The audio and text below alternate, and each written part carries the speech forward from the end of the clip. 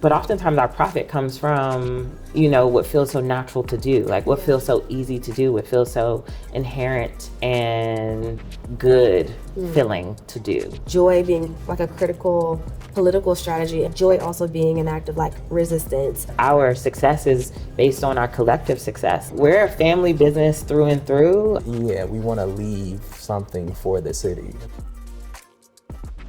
Washington, D.C. is a city of institutions, but few feel as personal as Shanklin Hall.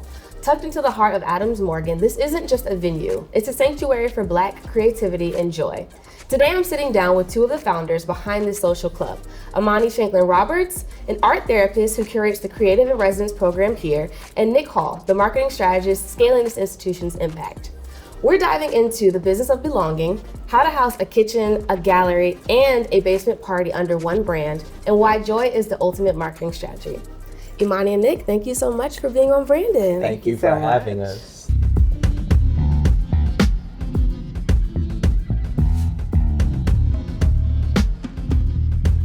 I'm excited to chat with you all. You all have a lot housed under one brand. And so I'm like really stoked to pick your brain on how you all are balancing all of that.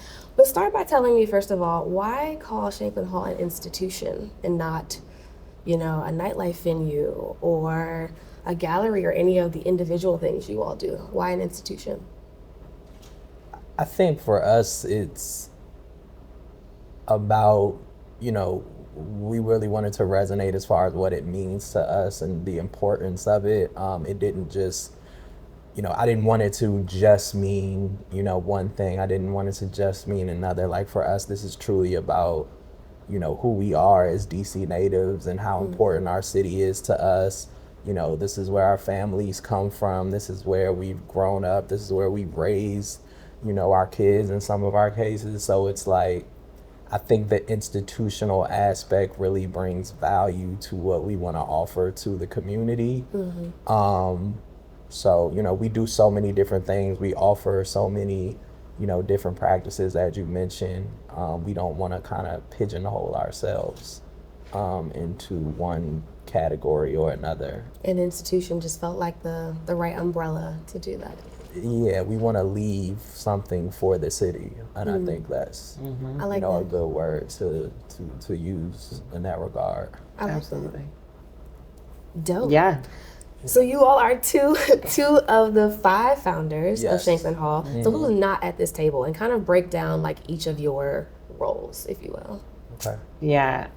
So Shanklin and Hall are our last names. So I am a part of the Shanklins, and Nic is a part of the Halls. My sister and brother, Maya Shanklin Roberts, the oldest of us, Tailu Shanklin Roberts, the middle child, and Imani Shanklin Roberts, the youngest. And then Camille Hall. We already were a very collaborative family. My mom's like coined phrases, in which is not coined, but it's just a African phrase, Ubuntu, which is I am because we all are. We celebrate Kwanzaa, like we're a very Afrocentric Pan-African, and so we are really collectivists. We're not individualists. And so we believe like our success is based on our collective success. And when we were chatting earlier, one of the things that I was a little bit jealous of is the fact that it's 5 of you all. And so it's not like all of this is resting on any one of you. You all get to really divide and conquer and operate in your zone of genius, which can be really hard as a solopreneur when you are the one doing it all yourself. You all really get to kind of sit and bring to the business what it is that you are all really great at. And I think that that's also why this place is so special, is because it's not really forced from any of the founders. You all are not necessarily doing aspects of the business that you all don't want to do. So Right. Absolutely. I'm personally a little bit jealous. But which leads me to what was missing in the city that really made you all feel like Shanklin Hall needed to be here, and in this neighborhood too specifically, because I know that this is replacing Columbia Station. And so talk to me a little bit about the history of this place and also why Shanklin Hall was necessary. So we kind of came together during COVID, but prior to COVID, we, there's a story around like we were together at something in the water, and then we were just like kind of playing as adults and being. And then we were like, we need to kind of scale this feeling that we're having as people and friends and family. And really, we just wanted to amplify the feeling that we had as friends and as family for more people. And so it came from a personal need for us to kind of gather more people in our cell, right? We were the nucleus, but we just wanted to kind of join more forces with folk and kind of have a space that, could mirror what we felt together. And then during COVID, a lot of the businesses, Black businesses where we gather, were closing. So true. And so we saw a need in the market as well that was just like, wow, you see like on the news, this space is closing or this space is closing. And we were like, okay, so after COVID, how are we going to come together as Black people?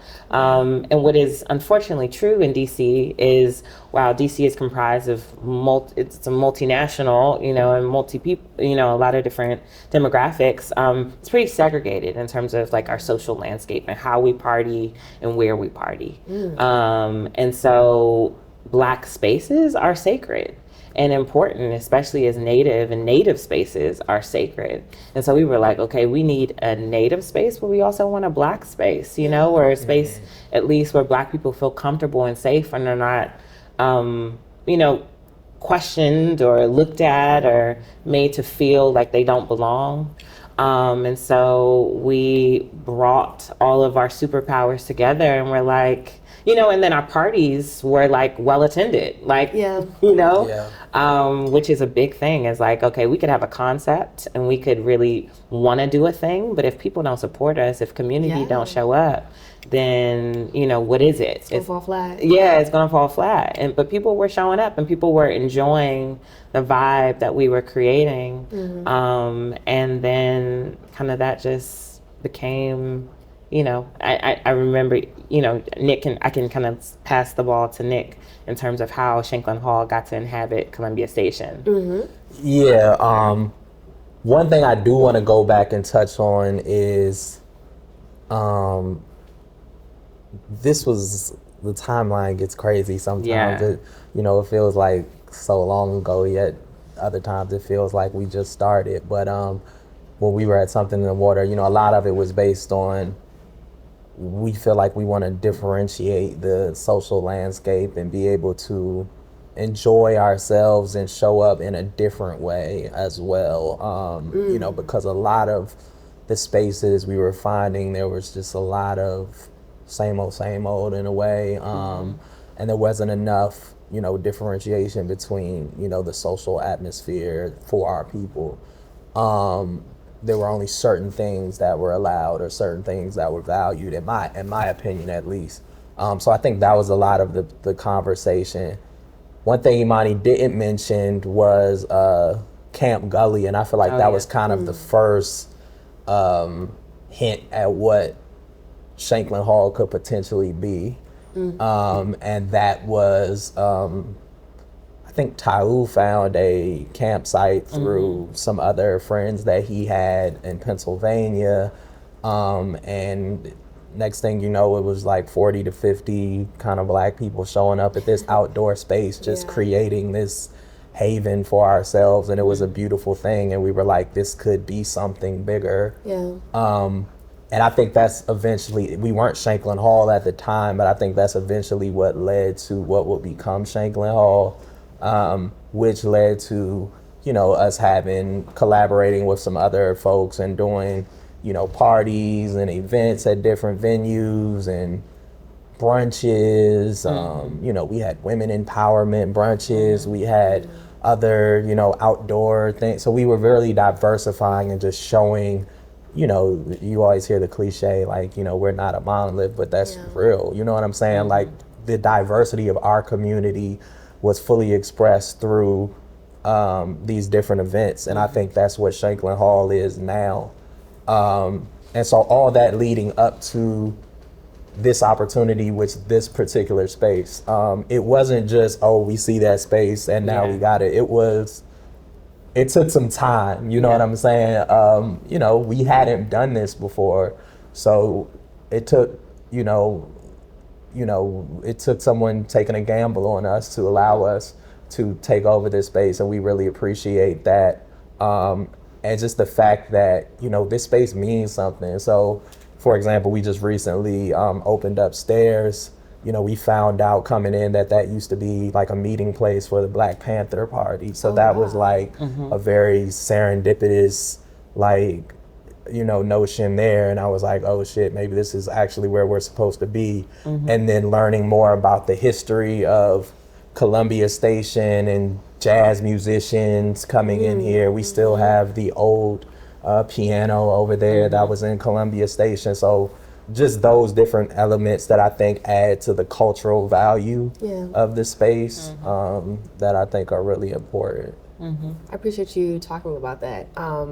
Did not know about the Black Panther piece. That's really powerful, especially in light of what's happening right now. Yeah, absolutely. Definitely. To dive into your personal backgrounds a little bit. So obviously, you just mentioned as a community, we're not a monolith, right? Yeah. We have different interests and things that we love. And so even though you're bringing in a specific community of people, we're not all the same. And so how are you bringing your art therapy background into the space and really thinking about like placemaking and how you're doing that to create an air of safety here? Because you can walk into the space and immediately feel like, okay, I deserve to be here. And I know that was intentional for you in the color schemes and just kind of like the design and the artwork. Absolutely. So definitely tell me how you feel like your background and your work as an art therapist is really lending itself to that.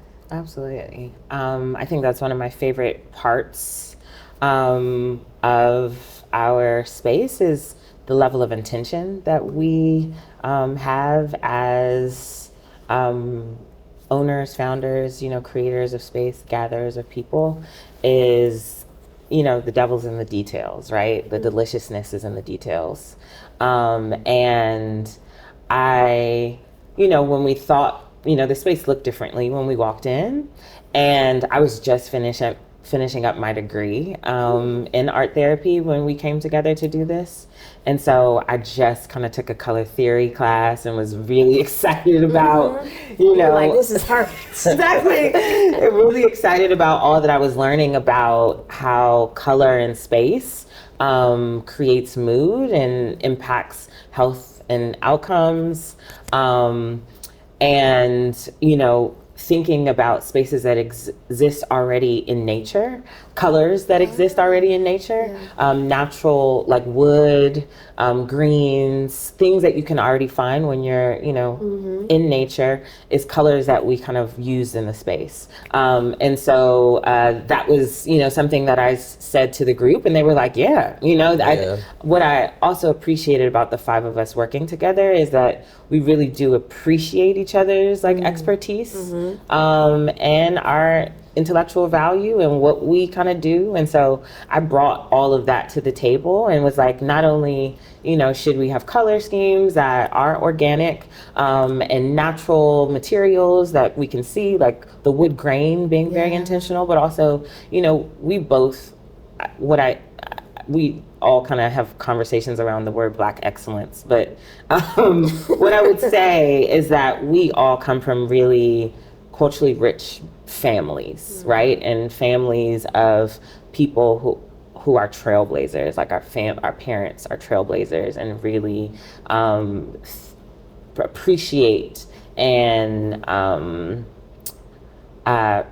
support kind of the Black experience and being community minded and have some level of Afrocentrism and community care and ethic in our family backgrounds. And so putting Black art on the walls was something that we grew up in, right? And we are like, we're stewards of already. And so when it came to the art on the walls, it was like, it's going to be Black art, it's going to be local artists, which matters too, having artwork that isn't from some New York artists or isn't from just like the best and the brightest around the world. These are artists that you can meet. These are artists you can have conversations with.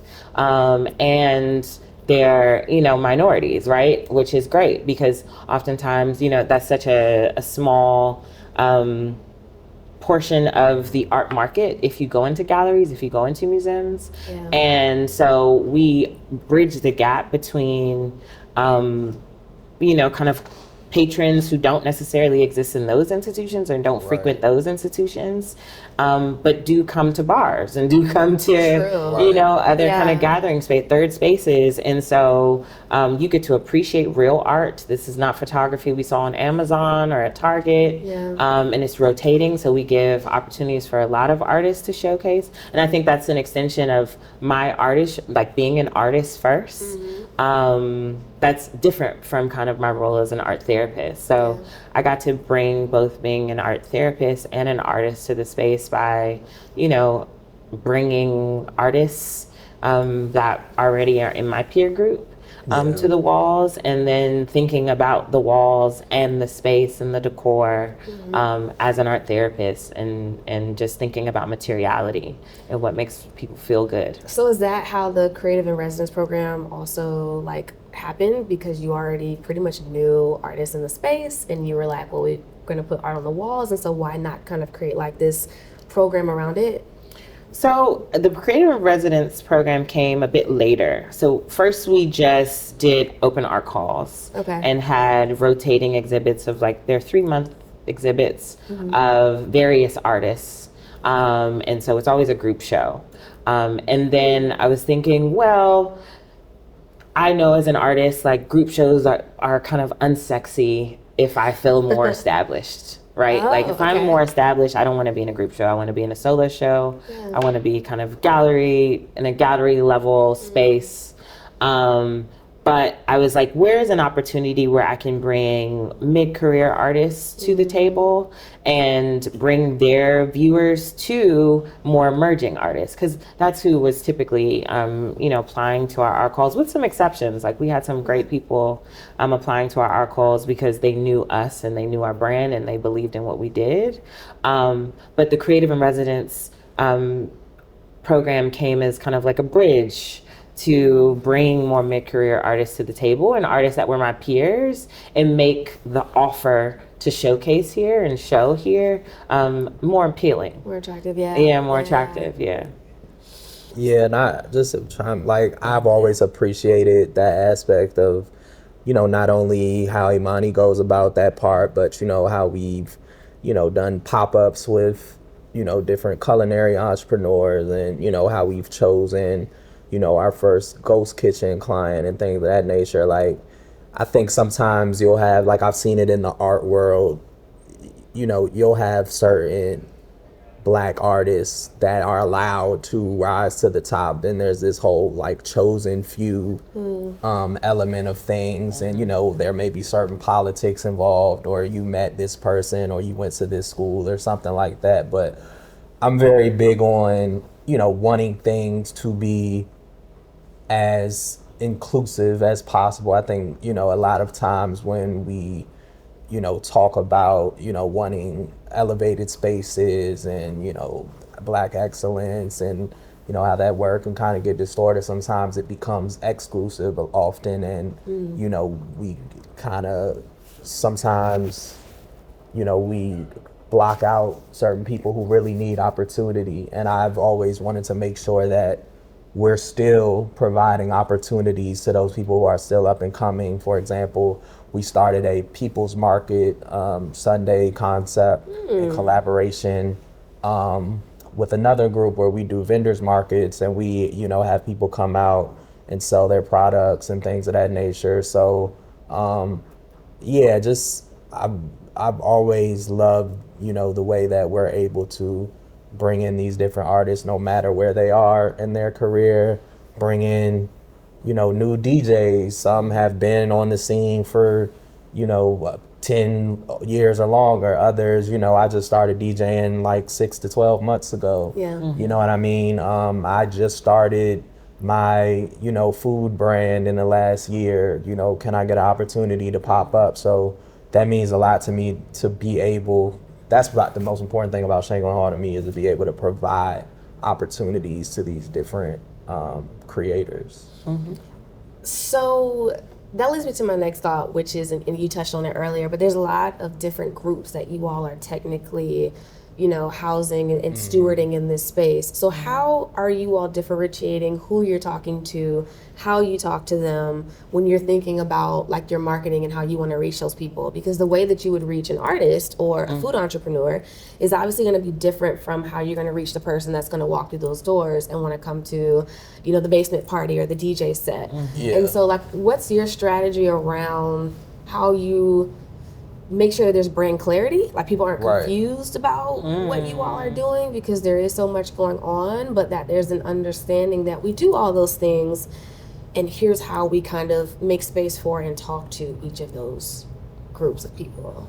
Yeah, I mean, to be honest with you, I think a lot of it is, this is the first time most of us have done this type of undertaking. So a lot of it is learning on the fly. Trial and error. Absolutely. Like, we've definitely made mistakes. We've definitely realized after the fact, like, oh, this messaging isn't coming across as clear as we may have wanted to. They may not get it. You know what I'm saying? They may not. And so we've had to pivot. So I don't want to act like, we've just, That's good. Be honest. knocked it out. And so anybody watching who's trying to replicate what we're doing, like, it's not going to be that simple. It's not going to be that easy.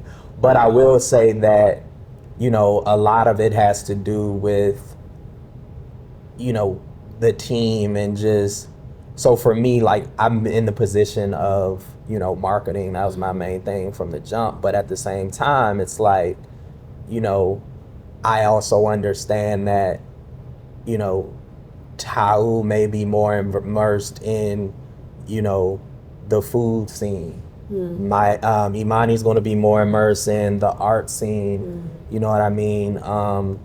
Camille has a better understanding of, how DJs like to be, promoted in music culture in certain ways. So part of it is really understanding the value of one another, and bringing our different ideas, and how consensus helps to really come to the table and say, okay, this is how we can best serve our community. And then just really being of the community that we serve. And Mercer, I think a lot of, you'll find a lot of time businesses don't work out because the people who run them and are trying to serve folks are not really, of the communities that they're trying to serve. They're kind of like, oh, they'll respond to this because, we say they will. Like, we are the people we serve. You know what I mean? Like, these people grew up around us. They went to the schools we went to. They listen to the music that we appreciate. They, enjoy the restaurants that we enjoy. They like to party the way that we party. You know what I'm saying? They, they know when it's serious and they're business minded, but they also like to go out and shake ass sometimes. Like, we're all like similar. We're all similar in that way, and we can all relate to one another. So I think that truly is an important part of, what we bring to the table when we're getting our strategic messaging across. Like, you have, and it's something like this, and a lifestyle oriented institution like this, like, you really have to, be of your community. Be about that life. And really understand. And if you're not going to be directly immersed in it, you truly have to value and put the effort in to understand that community. And that's, I think that's something that we do a great job of, and people see in us and respect. Sounds like a lot of it is like intrinsic, just like what you all naturally, who you all are, and wanting to create a space that reflects that. That is naturally going to then draw in people that are a lot like you all, right? And so it's kind of like the paint splatter. If you have like a tennis ball and you throw it at the wall and there's paint on it, you have that initial impact, and then there's all the splatter that happens around it just from like the impact. And it sounds like that's really what's happened here. Yeah. Also, I want to say, if I can add, we have some really creative people in our ecosystem. So that's what I want to ask you. Like, very helpful. Who is also like, what's your machine around marketing, or the lack thereof? Like, if someone is looking at this and is figuring out, how do you have time to market a place like this? What are some of the like systems or the tools or the people who you feel like are really an integral part of helping you all get the word out about the space? Because I know it's you and then it's Camille, I believe, right? You said. And Yeah, so like like so are you all both hands Yeah, on we this every day? we collaborate together. But what I will add is, and I think a lot of that goes to our ability to connect with community. We constantly have just super creative folks reaching out to us, wanting to capture content in our space, whether it's parties, whether it's, entire, campaigns. Since day one, a friend of mine, Glenn, and has his brand certified official, a Howard University graduate. He's been doing great work for us from a content standpoint. Absolutely. From the beginning. We've actually had a cohort of Howard film students that did we kind of did a trade-off program where they film content here for their short films that they needed for like their thesis and things like that, and in return they shot content for us and it came out excellent. Yeah. So like some of the content, for example, for our food incubator program was shot by local Howard students and things like that. Yeah. So just being able to be blessed with, those type of folks who, even having folks who work with, DC mutual aid efforts to do community outreach programming, or, a former high school friend who ended up having a local produce distribution company, People's Market, and we do a vendor market with him on Sunday. So really just pulling from our ecosystem of all these super creative folks, and which turns into just being that much more beneficial for us. And That's actually the first time that I've heard that idea, which is like, look for the talent that exists out there, people who are already looking for an opportunity, and just figure out how to make that mutually beneficial. Absolutely. I think sometimes we as business owners like overthink that part. Yeah. It's like, I gotta go hire somebody, and then that becomes like a financial issue, and then it's like, well, I've already got all these other things in my business that I've got to pay for and think about. Now I got to figure out how to market this thing. And 9 times out of 10, a lot of business owners are also not marketers. And so that part is like the hardest part.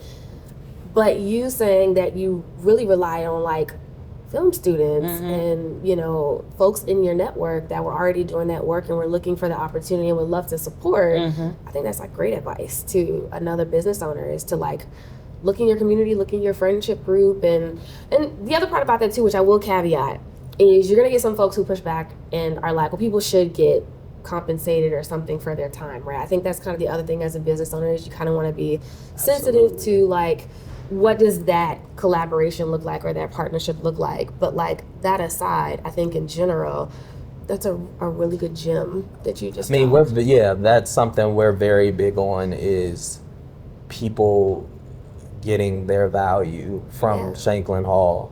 Whether it's, getting opportunity to utilize our space,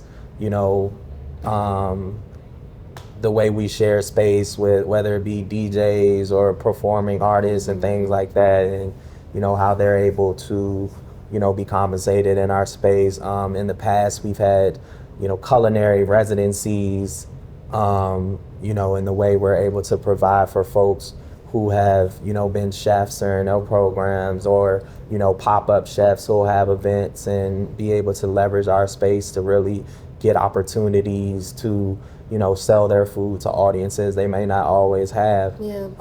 So it's very important to us to allow people as much room to be compensated for their gifts as possible.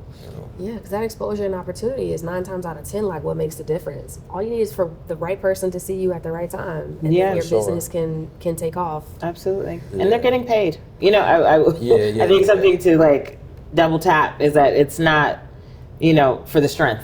That's such a great way of putting it. Yeah, like they're getting paid. Like I think to the certain. I mean, when we talked about the Howard students, there was a barter kind of system in that, like they used our space and we asked for content in return. But a lot of the partners that we bring on in businesses, like if they are here and doing a partnership with us and collaborating with us, they get percentages of of their sales, and we're very generous, I would say. And when I compare our business practice and others, like even as a gallery, we take a very small percentage if we sell. One thing I wanted to really pull a thread on that I read in you all's, I guess like your mission statement or your ethos, it was on your social media, is you all talk about joy being like a critical political strategy in a way. And you talk about, Shanklin Hall is a place of multiplicity where conversations about the fight for sustainability in our communities lead to old school basement parties. And I love this idea about like joy also being an act of like resistance. Absolutely. It's a really strong brand promise though. So as you all are growing and you're doing all these different things, how are you all continuing to keep that at the core and the center of what it is that you all do, and like are careful to not like travel too far away from the heart of like why you all wanted to do this in the first place? When you come into our space and you see the way our space is used, you see who inhabits the space, you see how people gather, I think we're reminded of that core mission every time this space is filled with folk who have came intentionally to be at Shanklin Hall. We're reminded of that when we see DJs, in flow and people are, in the frequency of just a really good set. Or people enjoying our foods or having date nights and conversations. And, I think we're reminded of that in the business activity, that joy is so important, right? And that our community is capital and our currency. And, I think we are just so deeply Black and joyous and playful as people too. Like I think all of this is, I think we talked about kind of zone of genius, and we talked about kind of like our intrinsic values showing up at the table. Like we also really value balance in our independent lives. Yeah. And so we value balance, like this is why this space exists, is because we've realized and appreciate that balance exists. Like we not only just talk to each other about money and business and forward movement, we talk to each other about our wellness, we talk to each other about love, life, happiness, our expansion, our rest. And so we recognize what's important because our personal lives also reflect that too, and I think because we are, yes, we're a business and we do have to create resource, we have to create money, and we have to think about profit too. But oftentimes our profit comes from, what feels so natural to do, like what feels so easy to do, what feels so inherent and good feeling to do. Yeah. And I think like sometimes businesses move away from that, or try to kind of just pivot too much. And I think we just also are so authentic in how we effort, that there's nothing forced, there's nothing, we don't co-opt the culture. Like we observe, we're in the culture, we're listening to our friends talk about what they want to do, what they need to do. We appreciate when people say like, I want to do this, and we just are space, right? Like, and so we get to just like really, we use the word incubator a lot. We just get to like incubate what people are already doing and being and feeling in this space. And so it's just a kind of a natural extension to what is already the frequency of our people, and joy is that, play is that. Like, even though there are things that are happening when you step outside of this wall and these doors where you're feeling, you're feeling the heaviness of the political landscape. We're in DC, so, I'm sure some of what you're talking about is political. And we're entrenched in our phones and in doom scrolling, and what is amplified there is negativity, is the worst of the world. It's, oppression, poverty, vice, all of, just all of the world's perils. But when we allow ourselves to be present and we create opportunity for presence with people, we start, I just think what comes through and what comes out is the joy. What comes through and what comes out is our need for rest and play and pleasure. You know, like there's a little bit of talking about like what is. Naturally cheering up at what you're saying. Yeah. It's beautiful. Thank you. I love that. And I love what you all have done here. And Thank you. I really appreciate you all having a conversation with me today, because I think what's really important for business owners to really take from this conversation is when it comes to how they talk about their businesses, it really starts with what is important first to you, what is going to feel natural enough to you for you to keep doing it and replicating it enough. Because it feels too much like work, it's only going to last but so far, and then you're going to flame out. And then also, like, what do your customers want? What are the people telling you that they need? What's missing? Be of value, serve them in that way, and the rest kind of comes together. And I'm really appreciative of you being transparent about just trying to also figure things out when it comes to marketing, like not having it all together, and the fact that it's taken some time for you to kind of figure out like what works and what doesn't, and being brave enough to keep playing around with those things and figuring out what sticks. I think is also part of the ingenuity that we as business owners have to make sure that, one, we're keeping up with the times, but also that we are being willing to reinvent ourselves and our businesses, so that, you know, things don't get stale. Because if it feels that way to us, it'll feel that way to our customers too. Absolutely. For sure. I appreciate you guys. Thank you. Thank you guys. This was fantastic. Yay, so appreciate you. You're such a great conversationalist. I didn't feel like I could talk to you for hours.